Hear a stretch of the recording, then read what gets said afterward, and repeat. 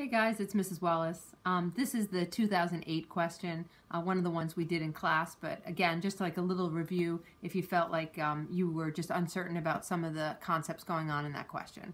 Okie doke, I will see you in class. Hey guys, it's Mrs. Wallace. This is the 2008 AP Micro free response question. This is another one that you guys had worked on in class, and I just wanted to give you a chance to, see it being done, and that way if you had questions about it, maybe it would help you out. In this particular question, the 2008, I think was tricky only because it just includes a lot of vocabulary that's a little hard to infer. So just make sure that you're comfortable with some of the vocabulary. This is allocatively efficient, break-even price, stuff like that. So we're using the graph that you can see here, and we know the graph above shows the demand and cost curves of a firm that does not price discriminate. And we can see from the graph that this is an imperfectly competitive firm, right? I know because the marginal revenue curve is less than the demand curve that it's not going to be perfect competition. So suppose the firm produces at the profit maximizing output.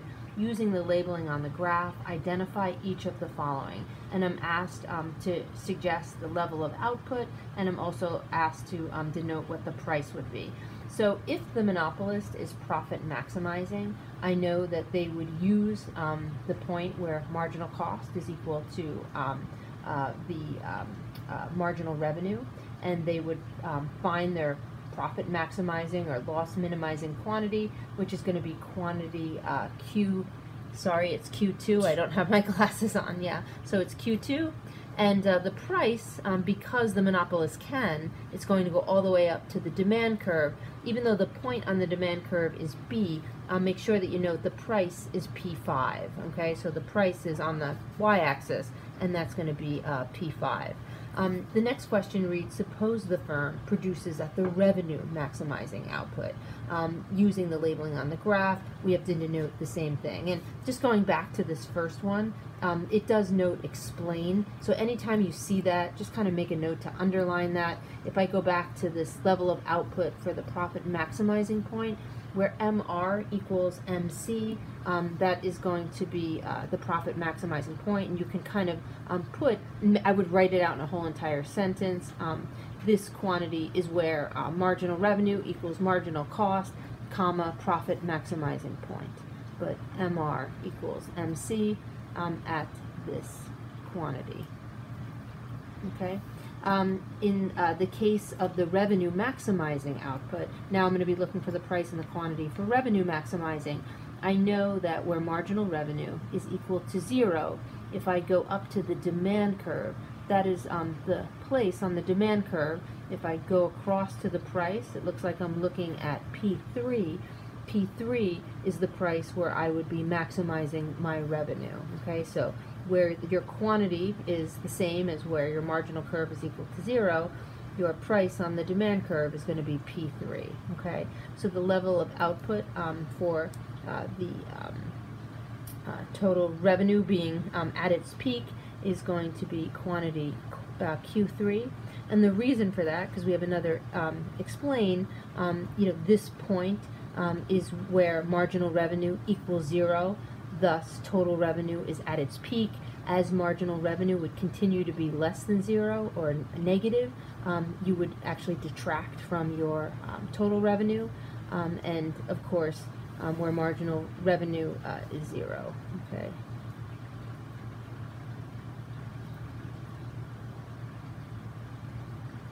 At the revenue maximizing quantity. Okay.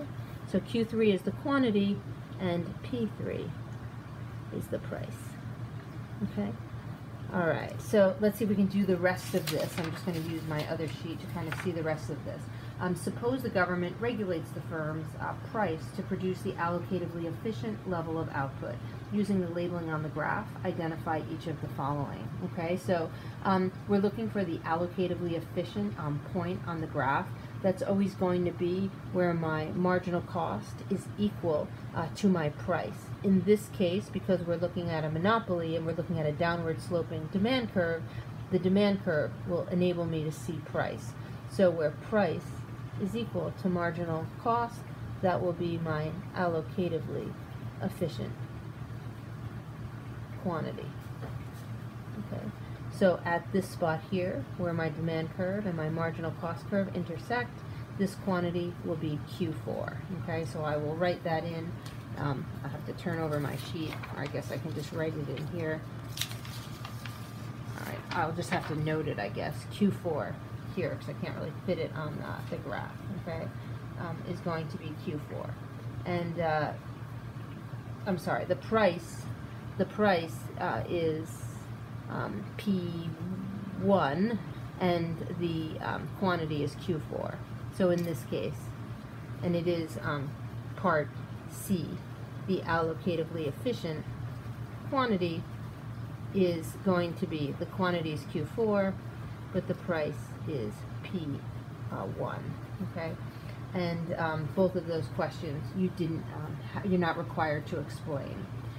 The next one is, suppose the firm produces at the allocatively efficient level of output. Would it be earning a profit or a loss? And explain.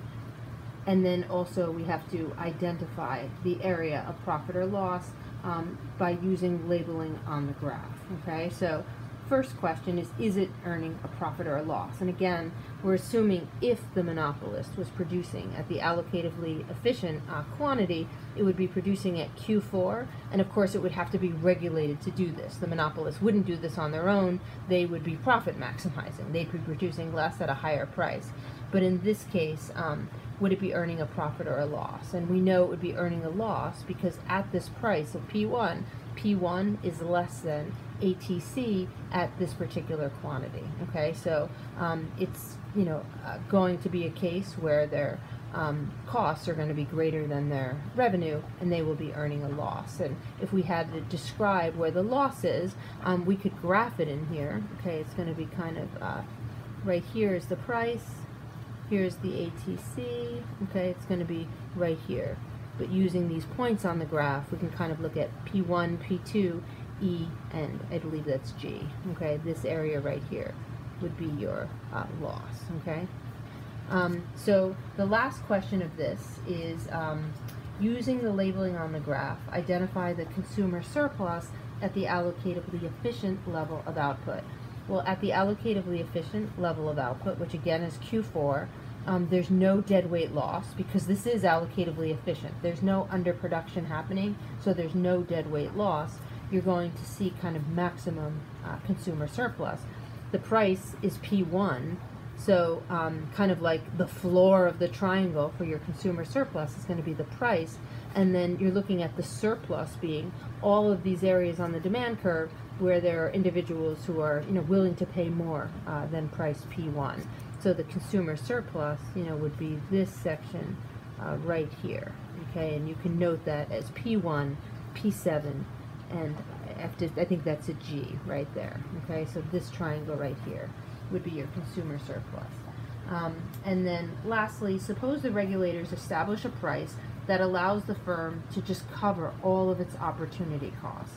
Using the labeling on the graph, identify the price the regulators would set to achieve this objective. In some cases, this is also referred to as the fair return price. You might also hear this as the break-even price. Okay, so note both of those. The place where the firm is going to cover all of its opportunity costs is the same place where it is making zero economic profit.